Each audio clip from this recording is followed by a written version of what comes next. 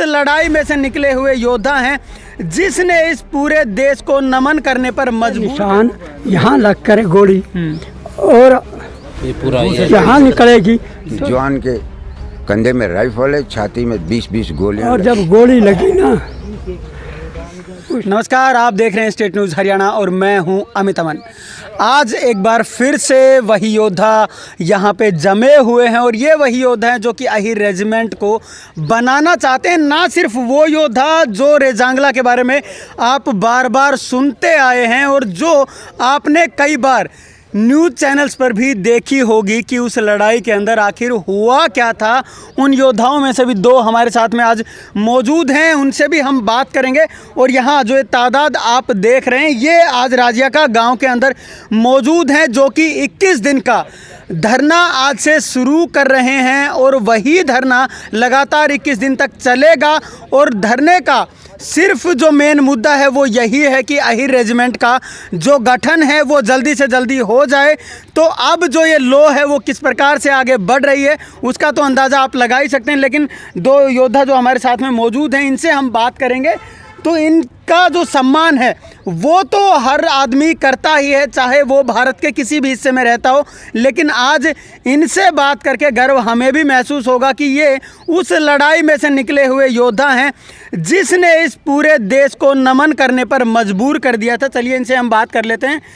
Sir, आप उस लड़ाई के आज तक एक सबूत के तौर पे हमारे सामने मौजूद हैं।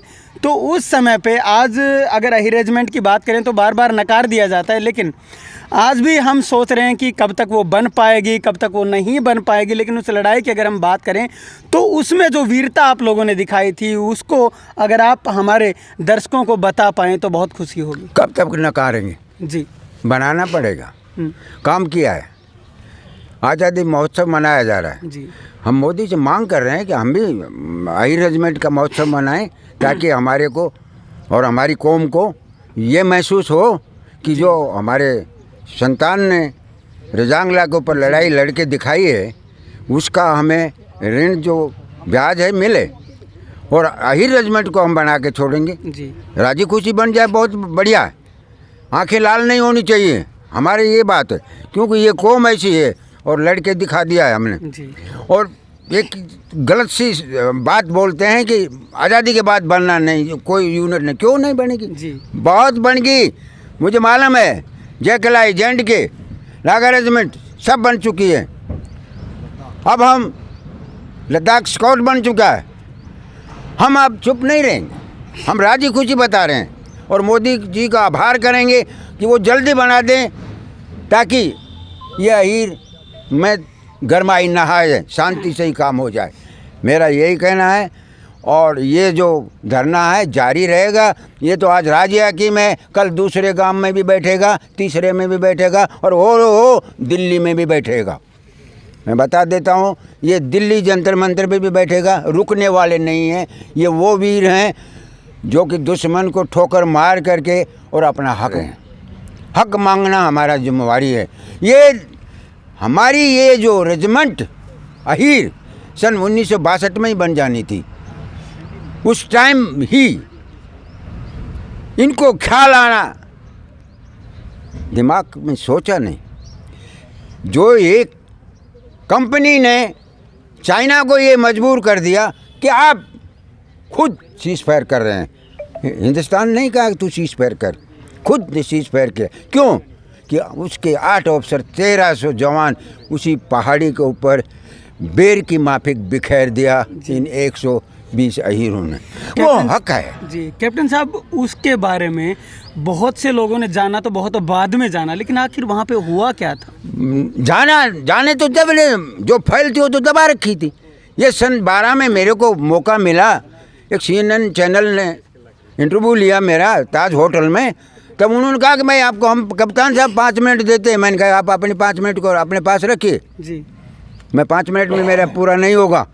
तब उनके जो चीफ साहब थे उन्होंने बोला कप्तान साहब बोलिए। 45 मिनट बोल करके मैंने बताया कि कैसे लड़ाई लड़ी जाए। और हमारी फाइल को दबा रखा था, अभी भी पूरी फाइल नहीं निकली है जी। रेजांगला कंपनी की पूरी फाइल नहीं निकली है। क्यों? कि हम हारे नहीं हैं, हारे हैं अरुणाचल में या सरकार हारी है। वीर अहीर अतिशूर वीर हारे नहीं हैं। आज वो इन पोस्ट इतना ज़रूरी है कि अभी वो पीछे गलवान वाली गड़बड़ सड़बड़ हुई थी, तो मेरा इंटरव्यू लेने मैंने कहा सबसे पहले रजांगला को ले लो, उस पोस्ट को ले लो, बस चाइना हिल नहीं सकता आगे। और वही हुआ, उस पोस्ट को लिया। रात को ही हमारी कंपनियां पहुंची हैं, जिससे कि चाइना फिर घबरा गया कि ये जो पोस्ट है इतना इम्पोर्टेंट है, और उस पोस्ट पर ही इस कौम ने अपना दिखाया है जलवा।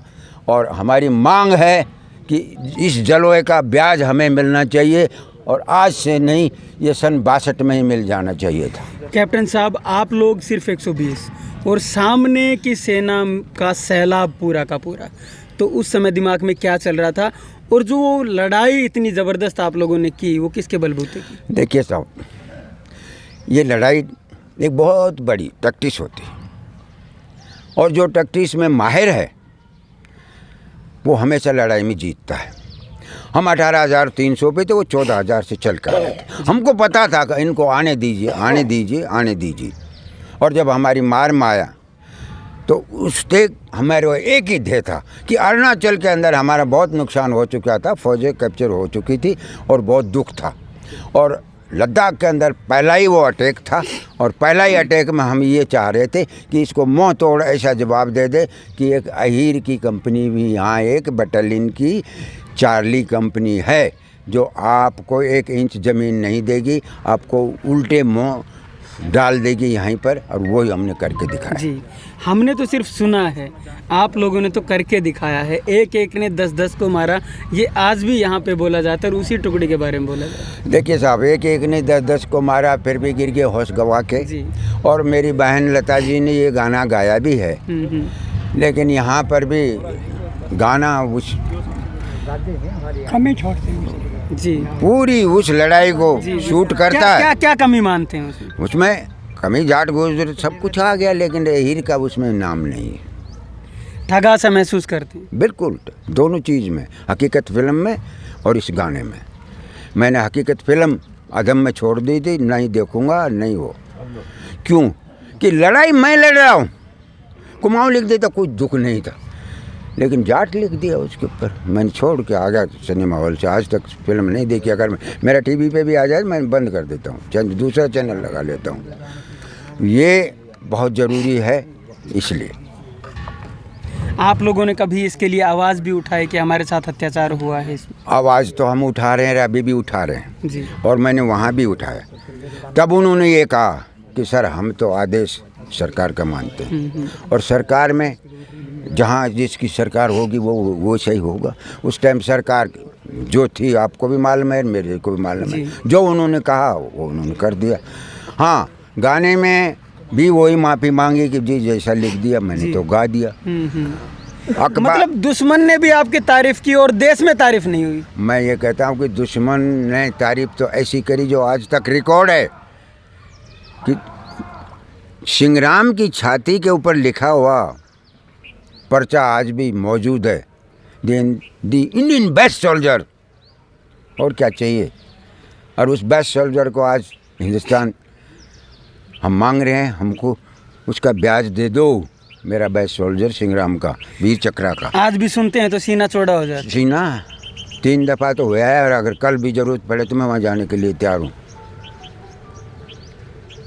वो मेरे अजीज़ हैं, मैं उनकी व्याख्यान करने के लिए ज़िंदा हूँ, ना कि और किसी चीज़ के लिए। और मैं आज ये वादा करता हूँ अपनी कौम के सामने कि अहीर रेजिमेंट और अहीरवाल रेजिमेंट या तो एक ही मांग रहे हैं, नहीं अब 2-2 देना पड़ेगा, आपको 2-2 देना पड़ेगा सरकार को। मैं वार्न दे रहा हूँ, आप बिल्कुल आप चैनल पर आउट कर दें। और आप लोगों से भी एक रिक्वेस्ट है कि हमारी पूरी खबर को पूरी ही निकालिए, दबाव में मत आइए, क्योंकि आप लोग दबाव में आ जाते हो, वो खबर हमारी पूरी ना चैनल पे चल पाती है और उस पर कटिंग होती रहती है। मत करिए कटिंग। अगर आपका बस की बात नहीं है तो फिर मेरे सामने माइक लेके मत आइए।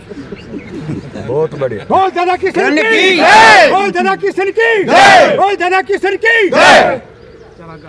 अच्छा, उस समय की अगर हम बात करें, क्योंकि बहुत से लोग आज भी नहीं जानते, मैं सच बता रहा हूँ, बहुत से लोगों को आज भी नहीं पता है, और आप ही कुछ चुनिंदा लोग थे जिन्होंने बाहर आके वो बातें बताई थी कि कहाँ पे कैसे क्या हुआ, रातों रात ऐसे जो आपके सहयोगियों की बॉडियाँ थी वो किस प्रकार से ट्रिगर के ऊपर हाथ यूं का यूं रखा हुआ, तो उसको आज भी सोचते हैं तो क्या रोंगटे खड़े हो जाते हैं? मैं ये बताता हूँ कि उस टाइम ब्रिगेडियर टी.एन. रैना जो बाद में chief of the army staff बना, जब उस डेड बॉडी को देखा, उससे पहले मेरा इंटरव्यू हुआ दिल्ली में, तो मेरे को धमकाया गया कि तुम्हारा कोर्ट मार्शल हो जाएगा। मैंने कहा डिसमिस फ्रॉम सर्विस, और सिविल जेल। बोला हाँ यार कैसे मार सकते हो, तेरा सो। हमने कहा हमारे अंदर दम है, हम मार सकते हैं। मैं बोला बात नहीं बन रही है बच्चे, तू क्या बोल रहा है? मैंने कहा मैं सही बोल रहा हूँ, अगर टाइम हो तो पोस्ट पर आकर देख लेना कभी। और जब वो 63 में देखा गया और जब पहला ही माहौल देखा उन्होंने, तो ब्रिगेडियर रैना साहब इतने भावुक, 63 में बर्फ़ पे मंगल गई थी, रेड क्रॉस के थ्रू हम गए थे। Brigadier TN. रैना इतना भावुक हो गया उस सीन को देख करके कि जवान के कंधे में राइफल है, छाती में 20-20 गोलियां लगी हुई, हाथ में ग्रेनेड है, सर पर गोली लगी हुई है। तो उस माहौल को देख के अपने बच्चों को कैसे लड़े, भाव कितना होगा। जनरल साहब की आंखें एक पत्थर की थी, वो ज़मीन में गिर गई और बबक बबक रोने लग गया। जनरल साहब ने धैर्य बंधाया, साफ करके दिया कि साहब ये आपके बच्चे थे, इन्होंने करना था वो कर दिया। मैंने कहा सर ये पोस्ट एक है, ये हाथ हमारे नहीं, ये चाइनीज के पड़े, हमारे हाथ सबके बाजू में लगा हुआ है। ये नरसिंह अस्पताल दहिया है जो कि एएमसी का है, पूरी प्लाटून को पट्टी मरहम कर रहा है, आखिर में इंजेक्शन है और छाती में गोली और शहीद हो गया है। ये हाल तो इस प्लाटून का 8 का है। अब मैं आगे आपको 7 को दिखाऊंगा और 9 को। पूरी टीम नाटकी दिल्ली से गया, बस आगे देखा नहीं जाएगा हमको, कि इसी से हमको पता चल चुका है कि इस कौम ने क्या किया। इस 114 ब्रिगेड की 13 कुमाऊं की चार्ली कंपनी ने कैसे लड़ाई लड़ी, ये हम समझ गए हैं। आगे ये सीन हमसे नहीं देखा जाएगा। तो मैंने कहा आप तो पूछ रहे थे, आप दिल्ली में पूरी टीम गई थी दिल्ली से, वही जो जिसने मेरा स्टेटमेंट लिया था। मैंने बोला कि आप मेरा कोर्ट मार्शल कैसे ले सकते, मैं उस बटालियन का लड़ने वाला जवान हूँ। तो हम मांग रहे हैं। अच्छा बताते हैं कि आप लोगों के जो हथियार हैं वो भी ख़त्म हो गए थे, उसके बाद भी लड़ाई कैसे? सर एक बात है, 4 बजे से लड़ाई लड़ते लड़ते 8 बज रहे हैं, और उस लड़ाई के अंदर हथियार क्या करेगा? 50 राउंड हैं, वो तो ख़त्म हो चुके थे, फिर बटें भी चल चुकी, सब कुछ हो चुका था। आखिर गुत्थम गुत्थाई तो होगी, अगर कुश्ती तो होगी, और क्या बचेगा हमारे पास में? तो वो कुश्ती हमने लड़ी, वो कुश्ती हमने लड़ी। सर बढ़ा बढ़ा के मारे। हाँ सर बढ़ा के मारे, सिंहराम ने सर बढ़ा बढ़ा के मारा। और आप कह रहे हो कि जागृति नहीं हो रही, मैं हर मनुष्य को सामने आंसू घेर चुका हूँ कि इसको 5वीं से लेकर 10वीं तक क्लास को डालो, इस कहानी को। आर्मी में तो है, कॉलेजों में जा रही है जो पढ़ते हैं अफसर, लेकिन ये मानते नहीं। सरकार क्यों नहीं मानेगी साहब? क्यों? इसको अपना फायदा चाहता है। 2 शिक्षा मंत्रियों को मैं कह चुका, एक तो हार गया के, उसको भी मैंने रिक्वेस्ट किया कि इस लड़ाई को डालिए, जो चाहिए सामग्री मैं दूंगा और असली दूंगा, नकली नहीं दूंगा, मैं जिंदा हूँ। ठीक है साहब। अहीर रेजिमेंट कितना ज़रूरी? अहीर रेजिमेंट इतना ज़रूरी है जो 120 जवानों ने दिखा दिया कि चाइना को मुंह बंद कर दिया।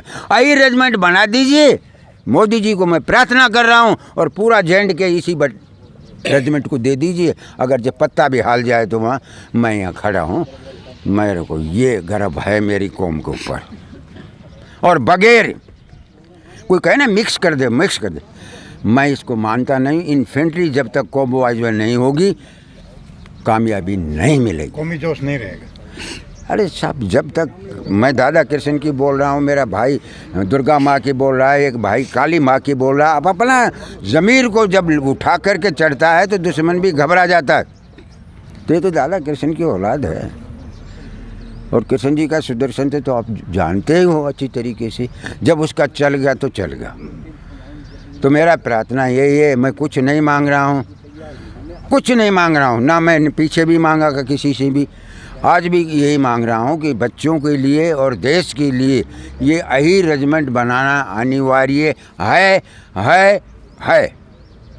निहाल सिंह जी भी हमारे साथ में मौजूद हैं। निहाल सिंह जी, आप बताएं, आप भी उस लड़ाई के अंदर मौजूद थे, तो कैसा वहाँ का जो घटनाक्रम हो कैसा रहा था? आज भी याद करते होंगे। भाई साहब रामचंद्र और मैं तो एक साथ थे, मेजर साहब के साथ। जो ये तो भाई बात ये है, जब तक बच्चा ना रोए ना, इतने तो माँ भी अपना धंधा में लगी रहेगी। भाई हम अपना हक मांगता हैं और हमारा हक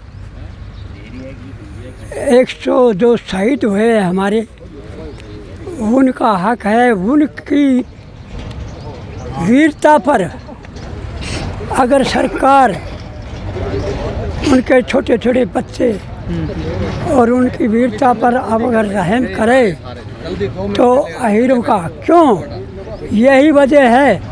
अगर भाई अहीर तो अकड़ के चल रहे भाई, आज जमानो जो से देखा पाँव में पाग मसला वो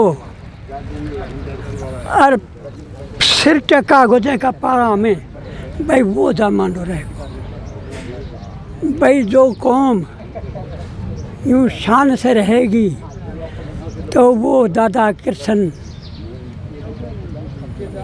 और ये मातृशक्ति उस कौम को और उन वीरों को ये रास्ता दिखा गए। हमारे एक शहीद हुए वो रास्ता दिखा गए। अग भाई पूरे वर्ल्ड में, अग हिंदुस्तान में और नहीं पूरे दुनिया में अग अहीर भी कोई जाति है। लेकिन बात तो असलियत से भाई जो अकड़ के चल लगो ना, वो तो दुश्मन से भाई जो पाग मसलाएगो और जो धोख खाएगो ना, ये नेता हमारा भाई। इब क्या करना चाहिए बाबा? ये तो यो करना चाहिए। अगर भाई ऐसा नेता बनाओ अगर जो वोट जाए का नर पाँव में ना पड़े। संसद में जाएगी। हाँ भाई, पाँव में ना पड़ेगा ना, मैंने कौन याद करेगा? अरे जा हैं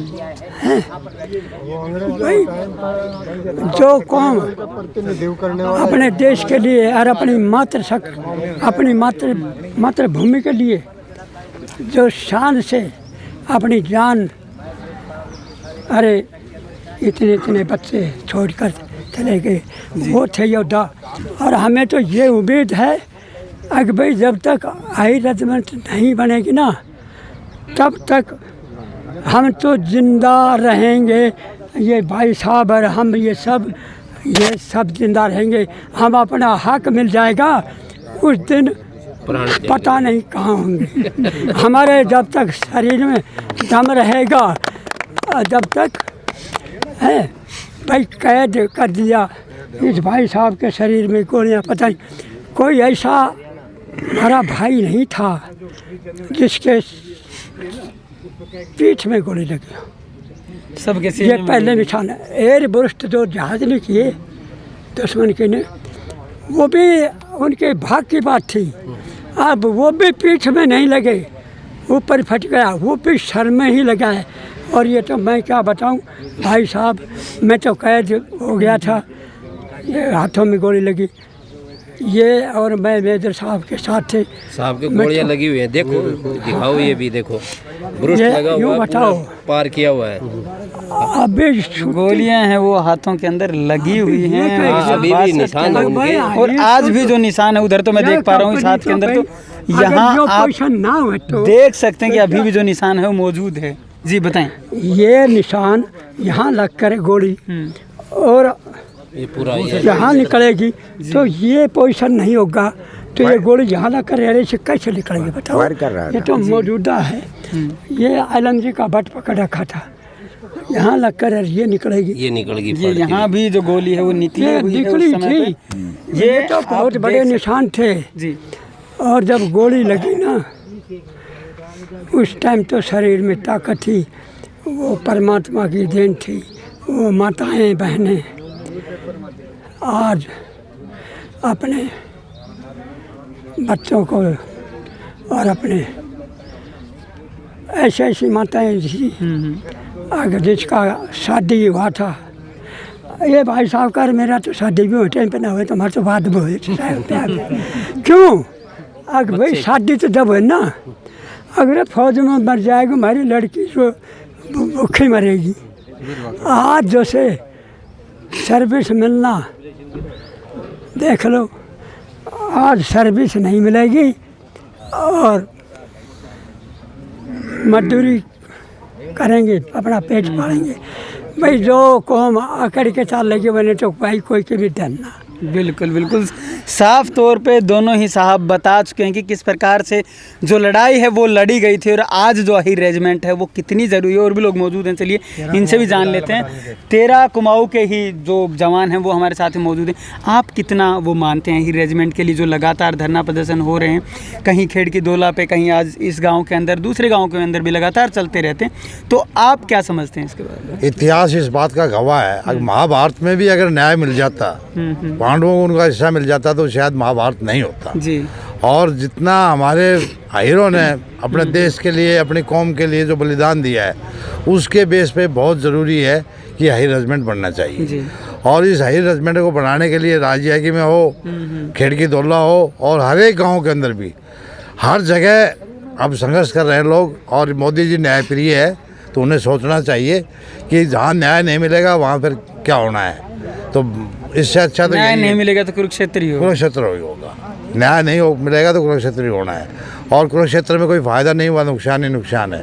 और इस कौम ने देखो, इतिहास उठा के देखो, क्या बलिदान नहीं दिया था। कितने, चाहे वो INA फौज लो, चाहे आज़ादी की लड़ाई लो, चाहे उसके बाद में कारगिल वाली लड़ाई लो, 65 किलो, 71, 62, गोवा ऑपरेशन, इनमें हर एक में इस कौम का बहुत बड़ा सहयोग रहा है। और हम तो यही उम्मीद करते हैं और ये संघर्ष जारी रहेगा जब तक कि मोदी हमारी बात नहीं सुनते।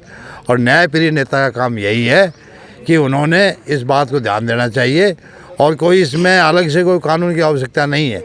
ऑलरेडी हमारा इतना शेयर है कुमाऊं रेजिमेंट में भी, जिससे कि हमारी रेजिमेंट 3-4 खड़ी हो सकती है, कोई दिक्कत नहीं। 2 ऑलरेडी है, 13 कुमाऊं, 11 कुमाऊं है। बाकी औरों में कहीं हमारा 1/4 है, कहीं 50% है। तो अगर उसी को करते हैं तब भी एक कंधे के ऊपर हमारा नाम चाहिए, अहीर रेजिमेंट। यही हमारी मांग है, ये बहुत ही ज़रूरी है। धन्यवाद। सर आप बताएं, बहुत दिनों से बैठे हुए हैं और इससे पहले से भी लगातार जो लड़ाई है वो चल रही है, लेकिन सरकारें बदलती रहती हैं लेकिन मानता कोई नहीं। मेरा तो यही कहना है कि इस कौम के साथ अभी तक बड़ा अन्याय हुआ है भाई, अब इससे ज़्यादा नहीं सहा जाएगा। 1947 के बाद जब कश्मीर में धारा 370 लागू हुई थी, वो 60 साल के अंदर तोड़ दी। 75 साल जो अमृत महोत्सव मंगा रहे आज़ादी का, उससे पहले तोड़ दी। और हमारे रजांगला के शहीदों की इस साल डायमंड जुबली है, तो हम चाहते हैं कि डायमंड जुबली से पहले अहीर रेजिमेंट का गठन हो, ताकि हमारे उन 114 वीर अहीरों को सच्ची श्रद्धांजलि मिले। मेरा तो यही कहना है, सम्मान मिले बस जब ही उनकी आत्मा को शांति मिलेगी। और जो हमारी वीरांगनाएं अभी जिंदा है और जो 2 रजांगला के जिंदा सूरमा लड़ाई के अभी प्रेजेंट है, इनको भी जब ही आत्मा को तसल्ली होगी और ये आराम से अपने उत्तम लोक को जा सकते हैं जब इनके सामने अहीर कंधे पे नाम हो। तो अब साफ तौर पे चीज़ें यहाँ की समझ सकते हैं। और जिस प्रकार से हमने उस 1962 के युद्ध के समय की अगर हम बात करें, तो उस समय पे जब जो 2 योद्धा हमारे साथ में आज भी मौजूद थे, कैप्टन रामचंद्र जी और उसके साथ में जो निहाल सिंह जी मौजूद थे, उन्होंने साफ तौर पे वहाँ पे बताया कि हुआ क्या था। और आज भी वो यही कह रहे हैं कि शरीर से सांसें उसी दिन निकलेंगी जब अहीर रेजिमेंट का गठन हो जाएगा। नमस्कार, धन्यवाद, जय हिंद, जय भारत। दादा किसान के